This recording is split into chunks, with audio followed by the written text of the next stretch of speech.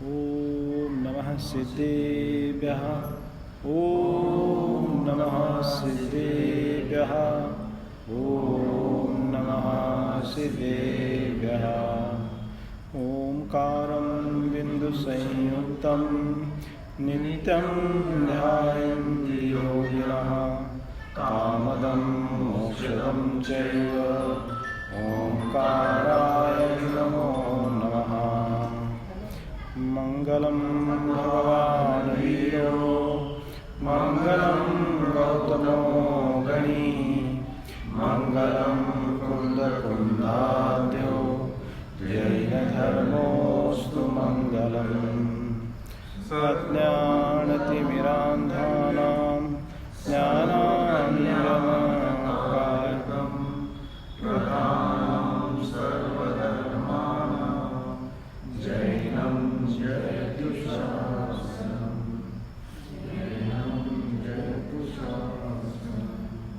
अज्ञानतिमिरान्धानां ज्ञानाञ्जनशलाकया चक्षुरुन्मीलितं येन तस्मै श्रीगुरुवे नमः।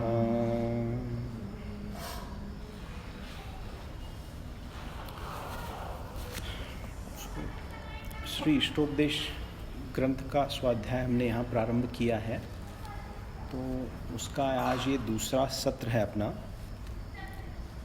पिछले सत्र में हमने इस ग्रंथ के कर्ता आचार्य भगवान श्री पूज्यपाद स्वामी, इनके बारे में अपन ने जाना हुआ था कि पूज्यपाद स्वामी का समय कौन सा था, उनकी रचनाएं कौन कौन सी थी और जैन आगम के भीतर उनका कितना बड़ा महत्वपूर्ण योगदान रहा है ना। इन सब चीज़ों की चर्चा पिछले सत्र में अपन ने की।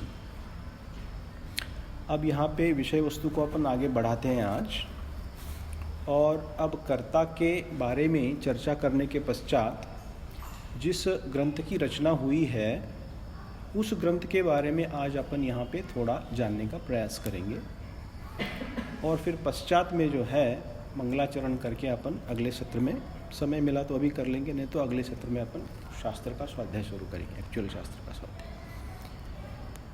तो देखिए इष्टोपदेश है ना, ग्रंथ का नाम क्या है? इष्ट उपदेश। इष्टोपदेश रखा हुआ है, बहुत सुंदर नाम है। दो शब्दों का ये मेल है। संधि का जब हम विग्रह करते हैं तो संधि विग्रह से इष्ट और उपदेश, इन दो शब्दों से बना हुआ है इष्टोपदेश, है ना। इष्ट यानी उपदेश। सो इष्ट का क्या अर्थ होता है?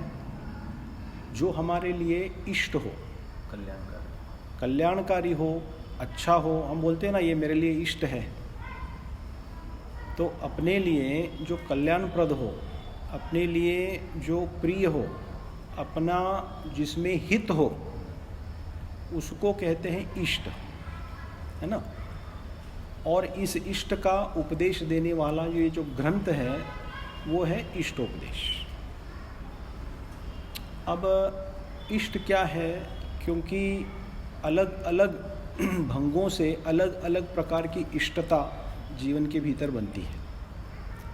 लौकिक की प्रधानता से जो पंचेंद्रिय विषय कषाय हैं वो जीवों को हमेशा से इष्ट लगते आए हैं, है ना। तो उस इष्टता की बात यहाँ नहीं हो रही है। संसार के जो सुख हैं जिसमें जीव अनादिकाल से लिप्त है, वो भी कथनचित किसी अपेक्षा से लोगों को इष्ट है, तो वो यहाँ पे इष्ट के अंदर समाहित नहीं है। तो इष्ट क्या है? तो इष्ट इसमें ये है कि जहाँ पे संपूर्ण दुखों की जहाँ हानि हो और संपूर्ण सुख की जहाँ प्राप्ति हो, उसका नाम इष्ट है। और ऐसा जो प्रसंग घटता है, ऐसा जो मार्ग बनता है, वो एक ही है। समस्त दुखों की निवृत्ति, समस्त दुखों का अंत होना और सर्व दुख रहित सर्व सुख की प्राप्ति होना। तो हमें क्या लगता है कि हमें संसार के भीतर जो संयोग प्राप्त हुए हैं इष्ट रूप संयोग, उन इष्ट रूप संयोगों में अपनी इष्टानिष्ट प्रीति चलती है, रति अरति भाव चलता है। और उस भाव के कारण हमें क्या लगता है, कोई चीज़ हमारे लिए ये अच्छी है, कोई चीज़ हमारे लिए ये अच्छी नहीं है। कोई वस्तु सुख देने वाली है, कोई वस्तु दुख देने वाली है। तो व्यवहार से ये जो कथन है ये कथनचित योग्य है। इष्ट और अनिष्ट का जो कथन दिया हुआ है, सुख देने वाला, सुख प्रदान करने वाला या फिर दुख देने वाला। लेकिन जब हम पारलौकिक दृष्टि से विचार करते हैं, परमार्थ रूप से जब विचार करते हैं, तो ये संसार के भीतर घटित होने वाली सारी इष्ट और अनिष्ट अवस्थाएं जो हैं, वो सारी ही कैसी हैं? सारी ही दुख रूप है। क्योंकि सुख को मिलाने के लिए, 5 मिनट का सुख को उत्पन्न करने के लिए अपने को कितनी मेहनत करनी पड़ती है जीवन के भीतर, आप सोचिए। और ये संसार के भीतर हम जो प्राणी सभी अटके हुए हैं, इन सबको आचार्य देव क्या कहते हैं? किसी को दुख चाहिए क्या संसार में? किसी को दुख नहीं चाहिए, सभी को सुख चाहिए। तो वो सच्चा सुख है क्या? तो संसार में रहते हुए, विषय कषायों का पालन करते हुए जो हमें सुख मिल रहा है, क्या वो सच्चा सुख है? अगर सच्चा सुख है तो वो टिकता क्यों नहीं है मिलने के बाद? और उसको मिलने के इतना कष्ट उठाना पड़ता है हमें उस 5 मिनट के सुख को भोगने के लिए। लेकिन वो सुख कैसा है? वो विनाशिक है। इसीलिए वो सुख सच्चा सुख नहीं है। हमारी भ्रांति यद्यपि बैठी हुई है कि वो सुख सच्चा है, लेकिन है नहीं सच्चा सुख वो। तो सर्व दुख रहित अवस्था और सर्व सुख रहित अवस्था मतलब कौन सा सुख? तो यहाँ पे मोक्ष सुख की बात हो रही है। और इसी मोक्ष सुख को क्या कहा हुआ है? इष्ट कहा हुआ है। किसके लिए? जीव के लिए। देखिए, कोई जैनी हो, अजैनी हो, हिंदू हो, मुसलमान हो, क्रिश्चियन हो, या अनेक जो धर्म बने हुए हैं, किसी भी धर्म का व्यक्ति हो, फिर चाहे देव हो, नारकी हो, मनुष्य हो, या फिर तिर्यंच गति का प्राणी हो, पर्याय की अपेक्षा से, हाँ, इन सभी जीवों के लिए आगम के अनुसार सिर्फ 2 ही मार्ग है। क्या मार्ग है? सिर्फ 2 ही मार्ग बताए हैं। जैनी, अजैनी, पर्याय अपेक्षा, 84 लाख योनियाँ, 4 गतियाँ, इन सबको आप मिला के देख लो, मार्ग 2 ही बने हैं। एक है संसार मार्ग और दूसरा है मोक्ष मार्ग। 2 ही मार्ग है। उसके संसार मार्ग के रूप बहुत अलग है, बहुत अलग अलग रूप दिखने में आते हैं, तो उसके बहुत भेद बन जाते हैं। लेकिन मूल में देखो तो मार्ग 2 ही हैं, संसार मार्ग या फिर मोक्ष मार्ग। और ये दोनों मार्ग जो हैं एक दूसरे से विरुद्ध मार्ग हैं। ऐसा नहीं है कि मैं मोक्ष मार्ग में लगूं तो संसार भी मेरे को मिल जाए, या फिर मैं संसार मार्ग में लग रहा हूं तो उसके साथ साथ थोड़ा मोक्ष मार्ग भी मेरे को मिल जाए। ऐसी कोई व्यवस्था नहीं है आगम के भीतर। तो हर एक जीव का ये दायित्व बनता है कि वो कौन सा मार्ग चयन करे, कौन सा मार्ग आपको भाई अच्छा लगता है। तो अनादिकाल की भ्रांति के कारण जीव को हमेशा संसार मार्ग ही अच्छा लगता है, वही सुहाता है। तो इस भ्रांति को तोड़ने वाला ये ग्रंथ है। कौन सी भ्रांति को? कि संसार में सुख है, इस भ्रांति को तोड़ने वाला ये ग्रंथ है इष्टोपदेश जी। क्योंकि संसार मार्ग जो है वो कौन सा मार्ग है? दुख का मार्ग है। अंत में दुख ही मिलेगा। और जब तक संसार से बाहर निकालने की जो प्रक्रिया आगम के भीतर बताई है, उसको जब तक हम स्वीकार करके मोक्ष मार्ग पर जब तक हम आरूढ़ नहीं होते हैं, तब तक हम संसार मार्ग में ही भटके रहेंगे। यद्यपि हमें लगेगा मोह के कारण कि जो हमें कुछ भी प्राप्त मिल रहा है, संयोग सामग्री, इससे सुख प्राप्त हो रहा है, लेकिन अंत इसका दुख ही है। ये बात पक्की है। अगर नहीं होता तो आप इतने हमारे सारे मुनिराज अभी विचरण करते हैं, वो भाई इसको क्यों त्यागते? वो पागल हैं क्या? उनको बुद्धि नहीं है क्या? फिर हमारे तीर्थंकरों की भी बात आई है, संसार विषय सुख होता तीर्थंकर क्यों त्यागे, काहे को संयम करते काहे को वैराग्य से, है ना बात है ना? तो लाइन आती है ना वैराग्य भावना के भीतर, काहे को शिव साधन करते संयम सो अनुरागे। तीर्थंकरों के पास कौन सा वैभव नहीं था,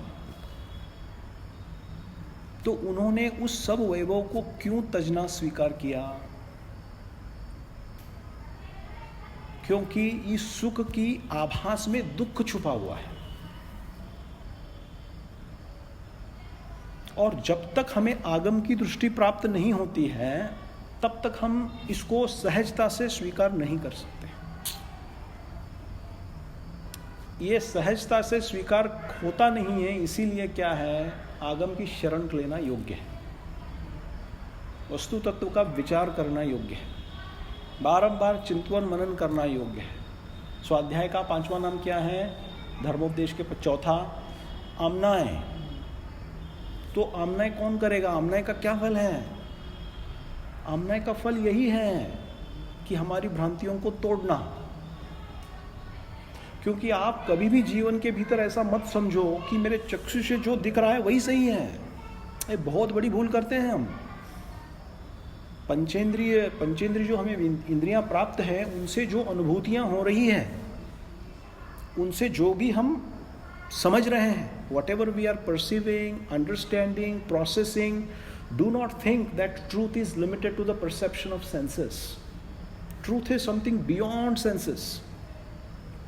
ये जो सत्य धर्म है, जो सत्य है ना, ये आपको जो चक्षु इंद्रिय से और बाकी के इंद्रियों से दिखने वाला जो ज्ञान प्राप्त हो रहा है, इससे परे है सत्य। इस सत्य को समझने का मार्ग आगम है। तो आचार्य देव क्या कह रहे हैं यहाँ पे कि ऐसी सब भ्रांतियों को मनुष्य ने अनादिकाल से पाल के रखा है, तो इनको तोड़ने का उपाय इष्टोपदेश जी है। क्योंकि ऐसी कोई दुनिया के भीतर ताकत है ही नहीं जो आपको, हमें सभी को सर्व सुख दुख रहित सर्व सुख की उपलब्धि कराए। ऐसी ताकत ही नहीं है दुनिया में। वो सिर्फ ताकत जिन धर्म के पास है। इसीलिए सुख क्या है, दुख क्या है, इसका विचार इस ग्रंथ के भीतर है। तो देखिए, ये जो ग्रंथ है ना, ये अध्यात्म प्रधान ग्रंथ है, इष्टोपदेश जी, है ना। तो अध्यात्म प्रधान ग्रंथ होने के कारण इसमें भावनाएं काफ़ी हैं, और जो हमारी पूर्व में जो भ्रांतियां बनी हुई हैं, उन भ्रांतियों को तोड़ने के लिए हमारे हितैषी आचार्य देवों ने बहुत सुंदर सुंदर उदाहरण दिए हुए हैं, जिसको हम समझ सकते हैं। ये ऐसा ग्रंथ है कि इसको समझने के लिए बहुत जैन धर्म का ज्ञान चाहिए, सो बात नहीं है। क्योंकि ऐसे बहुत सुंदर सुंदर उदाहरण से आचार्य देव ने संसार का स्वरूप प्रस्तुत करने की कोशिश की है इसके भीतर, कि वस्तु स्वरूप है क्या, मोह क्या चीज़ है, संसार क्या चीज़ है, फिर हम जिसको अपना समझते हैं उनका स्वरूप क्या है, अपना स्वरूप क्या है। तो इस ग्रंथ के भीतर हमें प्रेरणा ये प्राप्त होती है कि हमें अगर सर्व दुख रहित सर्व सुख की अवस्था प्राप्त करनी है, तो पंचेंद्रिय विषय कषायों को तजते हुए भेद विज्ञान का आधार लेकर क्या करना है, अपना आत्म कल्याण साधना है, आत्मा की साधना करनी है। तो इसके भीतर जो सुख का मार्ग प्रस्तुत किया है वो क्या है? आत्मा ही, आत्मा के ही द्वारा आत्मा को ही करण करके आत्मा को ही प्राप्त करता है। ऐसा यहां उपदेश आचार्य देव इस ग्रंथ में दे रहे हैं। और ये कब होता है? जब हम अंतर्मुखी हो जाते हैं। बहिर्मुख अवस्था जो जीव की बनी हुई है, उस बहिर्मुख अवस्था को त्यज कर अंतर्मुखी अवस्था को जब हम प्राप्त होते हैं, तब ऐसा मार्ग जीवन के भीतर खुलता है। फिर यथार्थ रूप से जीवन को जीने की कला हमें प्राप्त होती है। तो सारे जो अध्यात्म ग्रंथ बने हुए हैं वे जीव को 3 अवस्थाएं आत्मा की अवस्थाएं 3 बताई है ना? एक बहिरात्मा, अंतरात्मा और परमात्मा। हम परमात्मा के कक्ष में साक्षात हम यहाँ पे प्रस्तुत है। परमात्मा यहाँ साक्षात विराजमान है स्थापना निक्षेप से, क्योंकि जिनेंद्र भगवान की यहाँ मूर्ति है, यद्यपि पत्थर की बनी हुई है, लेकिन हम नमस्कार कैसे करते हैं इनको, इनकी पूजा अर्चा कैसे करते हैं? फिर मंदिर को समोशरण का प्रतीक क्यों कहा हुआ है? तो ये सब स्थापना निक्षेप के कारण जिनेंद्र भगवान को स्थापित करके पत्थर से भगवान बनाया जाता है, और ये साक्षात परमात्मा है हमारे। तो ऐसी 3 अवस्थाएं हैं। तो इन 3 अवस्थाओं के भीतर बहिरात्म अवस्था को त्यज कर अंतरात्म अवस्था को प्राप्त करने की प्रेरणा ये सब ग्रंथ देते हैं। इस ग्रंथ के अंदर में आचार्य कुंद भगवान के जो साहित्य है और उनका जो अध्यात्म है, इसकी गहरी छाप इष्टोपदेश जी के भीतर है। कई लोगों का, तो कई विद्वानों का ये मानना है कि ये लघु समयसार है। क्यों? समयसार बहुत बड़ा ग्रंथ है, 415 कारिकाएं हैं समयसार जी के भीतर। It's very big. इसमें 51 उसका जो सार है, वो सार यहाँ पे आचार्य देव ने इस ग्रंथ के माध्यम से प्रस्तुत किया है। तो इसको कई लोग लघु समयसार भी कहते हैं। मात्र 51 श्लोकों का ग्रंथ है, और अपन ने इस ग्रंथ को इसीलिए चुना है ताकि पहले अपन छोटे छोटे ग्रंथों से शुरुआत करें, है ना? आपने बोला था ज्ञानार्णव ग्रंथ। ज्ञानार्णव ग्रंथ है 1400-1500 कारिकाओं का। तो एक बार उसको शुरू हो कोई आया तो 5 साल लगेंगे, 5-6 साल लगेंगे कंप्लीट करने में। फिर आप सब तंग हो जाएंगे, ये कब खत्म हो जाएगा। तो द्रव्य संग्रह का भी जब हमने स्वाध्याय किया था तो उसमें 58 कारिकाएं थी, 58 स्टैंजास। लेकिन ये बहुत बहुमूल्य ग्रंथ है। छोटा होने के बावजूद भी ये बहुत बहुमूल्य ग्रंथ है, क्योंकि इसमें जो सीख हमें जो प्राप्त होती है कि संसार की हानि करते हुए मोक्ष मार्ग में कैसे लगना, इसकी महान सीख ये ग्रंथ हमें प्रदान करता है। और अध्यात्म ग्रंथों के भीतर पाया जाने वाला जो कर्ता कर्म अधिकार है, फिर उसके बाद वस्तु का जो स्वरूप है, वो सारी की सारी चीज़ें, स्व का स्वरूप, पर का स्वरूप, एक एक कारिकाओं के माध्यम से बहुत अच्छी तरह से आचार्य भगवान ने इसमें गूंथ दिया है हमारे। तो ये इस ग्रंथ के भीतर जैसे अपना आगम है ना? तो आगम देखिए, जो श्रुत ज्ञान है, जिनेंद्र भगवान से प्राप्त जो श्रुत ज्ञान है, वो 4 अनुयोगों में बटा है ना? आप सभी जानते हैं 4 अनुयोग, है ना? तो उसमें प्रथमम करणम चरणम द्रव्यम नमः है। तो द्रव्यम नमः यानी कौन? द्रव्यानुयोग, है ना? प्रथमानुयोग, करणानुयोग, चरणानुयोग, द्रव्यानुयोग। तो ये द्रव्यानुयोग का ग्रंथ है। अब द्रव्यानुयोग भी जो है वो 2 भागों में विभाजित है, एक आगम और दूसरा अध्यात्म। और अध्यात्म है ना। द्रव्यानुयोग जो बताया है वो द्रव्यानुयोग दो मुख्य भागों में विभाजित है। एक का भाग है आगम और दूसरा है अध्यात्म। आगम के भी वापस दो भाग होते हैं।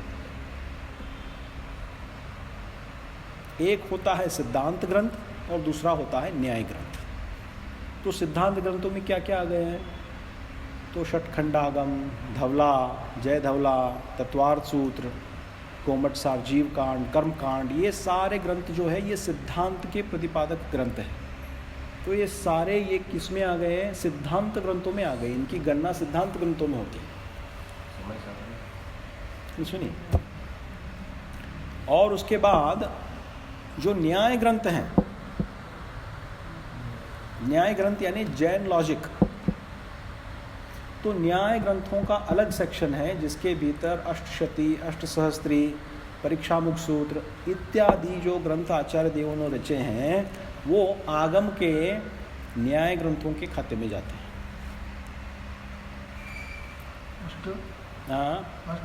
अष्टशती, अष्टसहस्त्री।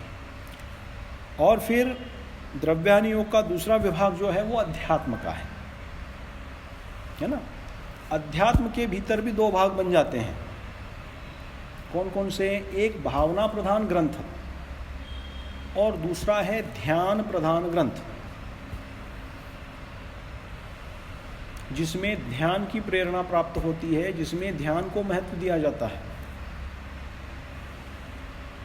ऐसे अध्यात्म के भी दो भाग बने हैं। तो प्रवचन सार, समय सार, इष्टोपदेश, समाधि तंत्र, ये सब भावना ग्रंथों के भीतर आते हैं। यद्यपि समाधि तंत्र को आप ध्यान का भी ग्रंथ कह सकते हो, क्योंकि समाधि तंत्र के ऊपर भी मैंने काम किया है लास्ट ईयर, क्योंकि उसमें भी ध्यान की प्रेरणा है उस ग्रंथ के भीतर। लेकिन वो पोस्चर के माध्यम से ध्यान ऐसा नहीं है, वो अलग प्रकार का निरूपण है उस ग्रंथ में। और ध्यान प्रदान ग्रंथों में फिर तत्वानुशासन आता है, फिर उसके बाद आपने जो कहा था ज्ञानार्णव ग्रंथ आता है। ये ध्यान के प्रधान रूप से लिखे हुए ग्रंथ हैं। तो ऐसे द्रव्यानुयोग बहुत बड़ा है, इसका विशद बहुत बड़ा स्वरूप है द्रव्यानुयोग का। और बाकी के अनुयोगों के अनुसार ये भी जीव के लिए कैसा है? बहुत कार्यकारी है द्रव्यानुयोग। तो द्रव्यानुयोग के साथ चरणानुयोग और चरणानुयोग के साथ द्रव्यानुयोग, इन सब की मैत्री बिठा के जब हम स्वाध्याय करते हैं तब हमें यथार्थ रूप से प्रमाणय निक्षेप से जिनेंद्र भगवान की वाणी का यथार्थ समीचीन ज्ञान और बोध होता है। तो ये जो ग्रंथ है ये अध्यात्म प्रधान ग्रंथ है। तो इस प्रकार इस ग्रंथ के भीतर आचार्य देव की जो प्रेरणा हमें प्राप्त है वो ये है कि क्या करना, कि अपना स्वरूप क्या है और पर का स्वरूप क्या है, मैं कौन हूँ, पर कौन है, इसकी पहचान करा के देने वाला ये ग्रंथ है। हमने जिनको अपना मान के रखा है क्या वे सही में अपने हैं, या फिर जिन्होंने मुझे अपना मान के रखा है क्या मैं उनका सही में हूँ।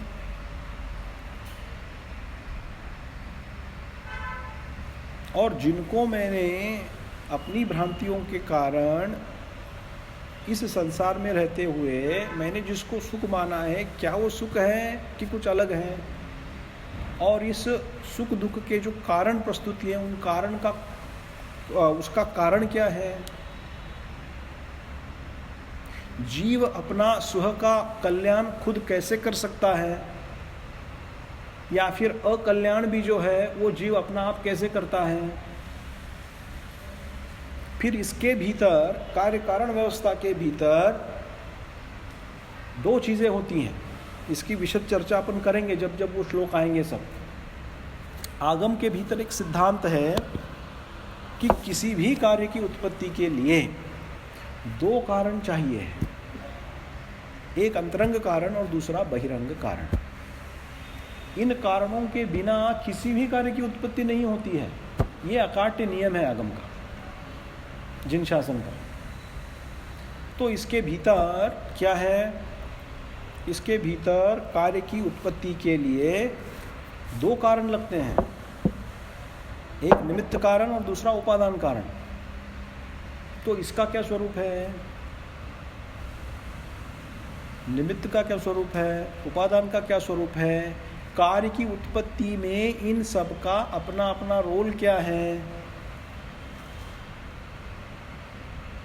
हम कार्य की जब उत्पत्ति होती है तब उसको हम कैसा माने, कैसा समझें, कैसा प्रोसेस करें, ये सारी व्यवस्था, ये बहुत बड़ा ग्रंथ नहीं है, लेकिन कारिकाएँ इतनी सुंदर है इसके भीतर कि एक एक कारिकाओं के माध्यम से आचार्य देव ने वो सारे जो सूत्र आगम के भीतर निहित है इष्टोपदेश जी के भीतर भर दिए हैं।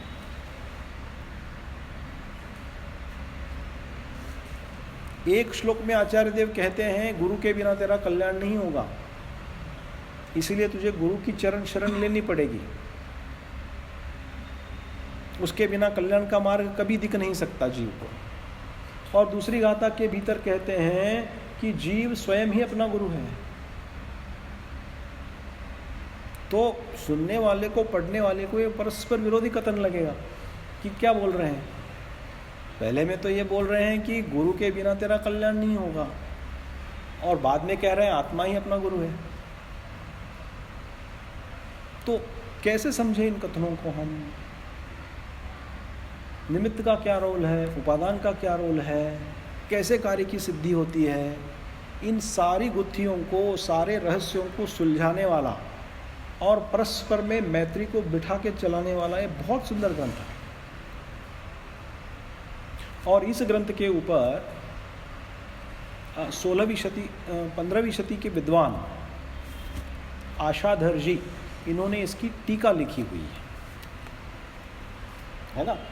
तो इसका जो अर्थ जो है, यानी हर एक पद का, हर एक कारिका का अर्थ उन्होंने खोला हुआ है टीका के माध्यम से। तो उसका यहाँ पे बेसिस लेकर अपन स्वाध्याय करेंगे,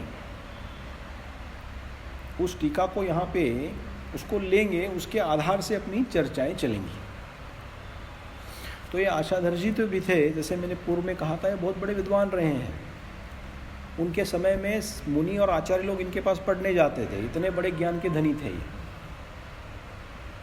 जैसे आचार्य पूज्यपाद देव की ये अपनी मौलिक कृति है इष्टोपदेश, उनके द्वारा रचाया गया ग्रंथ है ये मौलिक ग्रंथ। ठीक उसी प्रकार से आशाधर जी के द्वारा लिखा हुए दो बड़े ग्रंथ हैं जो चरणानुयोग प्रधान ग्रंथ हैं, जो स्वाध्यायी जी बहुत प्यार से पढ़ते हैं। एक है सागार धर्मामृत और दूसरा है अनगार धर्मामृत। तो पूर्व के आचार्यों ने जो मुनियों के जो ग्रंथ हैं, मूलाचार्य जी है, फिर आत्मानुशासन है, पुरुषार्थ सिद्धोपाय है, फिर उसके बाद रत्नकरण श्रावकाचार्य है, फिर उसके बाद सोमदेव उपासकाचार्य है, कितने ग्रंथ हैं चरणानुयोग के। सारे ग्रंथों को वहाँ पे एकत्रित करके उनका सार लेके इन्होंने सागार और अनगार धर्मामृत, अनगार यानी मुनिचर्या मुनि धर्म, सागार यानी श्रावक धर्म, इसको विशद रूप से बताने वाले दो ग्रंथों की मौलिक रचनाएं की हैं। बहुत सुंदर है वे भी ग्रंथ। हम श्रावक हैं, हम सभी को द्रव्यानुयोग के साथ चरणानुयोग का भी हमें अभ्यास करना चाहिए। तो चरणानुयोग के जो ग्रंथ बने हुए हैं उसके अंदर कभी अपना अगर समय आता है तो कभी सागार धर्मामृत सच में बहुत पढ़ने लायक ग्रंथ है। और आप अपना निजी स्वाध्याय अगर करते हैं तो आप समय निकाल के जरूर अपने आप में आप सागार धर्मामृत का अभ्यास कर सकते हैं। उसमें 12 प्रतिमाओं का स्वरूप बहुत सुंदर तरीके से कहा हुआ है, क्योंकि 12 प्रतिमाओं का जो स्वरूप है जैसे दूसरे ग्रंथों के भीतर भी प्राप्त होता है हमें, लेकिन वो सांकेतिक रूप में प्राप्त होते हैं, जैसे रत्नकरण श्रावकाचार्य जी है, लेकिन इसमें इसकी बहुत विशद रूप की चर्चा है। प्रैक्टिकल लेवल पे हम इसको कैसे कर सकते हैं इसकी बहुत अच्छी चर्चा है 11 प्रतिमाओं की सागार धर्मामृत के भी। और फिर सबसे बड़ा उनका जो ग्रंथ है वो अनगार धर्मामृत है, तो उसके भीतर मुनिचर्या का सारा स्वरूप है। तो ये बहुत बड़े ज्ञान के धनी थे ये पंडित आशाधर जी, और इन्होंने अपनी लेखनी की विषय वस्तु इष्टोपदेश जी को बनाई हैं, और इसके लिए हम भी उनके प्रति कृतज्ञ हैं। क्योंकि टीका बहुत सुंदर है उनकी, और इन सारे श्लोकों का भाव जो है बहुत अच्छी तरह से खोला हुआ है, और साथ में एक श्लोक से दूसरे श्लोक, दूसरे से तीसरा, तीसरे से चौथा, चौथा से पांचवा, इसका पूरा सारा लिंक उन्होंने बनाया है टीका के माध्यम से। तो जैसे अपन ग्रंथ पढ़ेंगे आपको पता चलेगा कि हर एक कारिका के भीतर, हर एक श्लोक के भीतर एक लॉजिकल लिंक है। क्योंकि पहला जो मंगलाचरण किया, उस मंगलाचरण के भीतर क्या बताया कि सबसे पाने योग्य क्या चीज़ है, जो सिद्धों को नमस्कार है उसमें, क्योंकि अध्यात्म प्रधान ग्रंथ है। अध्यात्म प्रधान ग्रंथों में सिद्धों को मुख्य रूप से नमस्कार किया जाता है। और फिर दूसरे श्लोक के भीतर बताया कि उसको पाना कैसे है। तो एक श्लोक से लेकर दूसरे श्लोक तक एक लॉजिकल लिंक बन जाती है पूरी, और उसके कारण से इस ग्रंथ को समझना सरल हो गया है अपने। तो वो जो टीका है, उस टीका का आधार लेके अपन यहाँ पे स्वाध्याय करेंगे, और इसको समझाने का मैं यथाशक्ति प्रयत्न करूँगा, और जितना भी अपने को समय लगे उतना अपन समय ले लेंगे। अपने को तो मतलब ग्रंथ को ख़त्म करने की कोई पड़ी नहीं है, right? We are not in hurry. कुछ गड़बड़ी नहीं है अपने पास समय है, और वीक में अपन ने इसलिए 2 बार रखा हुआ है स्वाध्याय को। तो अपन धीरे से चलते हैं, धीमे से चलते हैं, और फिर इसको पूरी तरह से समग्रता से समझने का इसको अपन प्रयास करते हैं। क्योंकि इस अध्यात्म ग्रंथ में अपना अगर अच्छी तरह से प्रवेश हो गया तो बड़े दूसरे अध्यात्म ग्रंथ हैं उनको समझने में भी आसानी होती है, क्योंकि एक सारा थोड़ा बेस बन जाता है ऐसे छोटे ग्रंथों के कारण। तो इसका भी बहुत बड़ा फ़ायदा है कि किसी को भाई अध्यात्म ग्रंथ अगर पढ़ना है तो फिर आप इष्टोपदेश से शुरू करो, क्योंकि उसमें बताने की जो शैली है, 10-15 श्लोक जो पहले के हैं, वो बहुत सिंपल तरीके से सब विषय वस्तु को समझाने का प्रयास है उसमें। इसीलिए एक अच्छा इंटरेस्ट भी तैयार होता है, बेस भी बनता है, और इसको जब हम ठीक तरह से अपनी ज्ञान में बैठा पाते हैं विषय वस्तु और आत्मसात कर पाते हैं, तब तो फिर दूसरे बड़े अध्यात्म ग्रंथों में प्रवेश करना सरल बन जाता है ना। तो आज क्या, तो ये जो है ये अपनी इष्टोपदेश की विषय वस्तु है, हाँ? तो इसको अपन अभी क्या करते हैं, कितना समय हो गया, 8:45 हो गए, है ना। तो देखिए 8:45 हो गए, 10-15 मिनट बचे हैं अपने पास। अभी मंगलाचरण नहीं करेंगे अपन, क्योंकि मंगलाचरण करेंगे तो ये आधा रह जाएगा, है ना। तो गुरुवार को जब अपन मिलते हैं ना, तब मंगलाचरण से इसकी अपन शुरुआत करते हैं। तो आज का विषय जो अपन ने डिस्कस किया है, इसमें अगर किसी को कोई शंका है, किसी को कुछ पूछना है, 10 मिनट के लिए अपन प्रश्नोत्तर रखते हैं, हाँ। और आज का विषय यहाँ समाप्त करेंगे, और फिर गुरुवार के दिन अपन मंगलाचरण करके, मंगलाचरण से पहले अपन स्वाध्याय की प्रक्रिया शुरू करते हैं। जैनम जय शास्त्र, जैनम जय शास्त्र।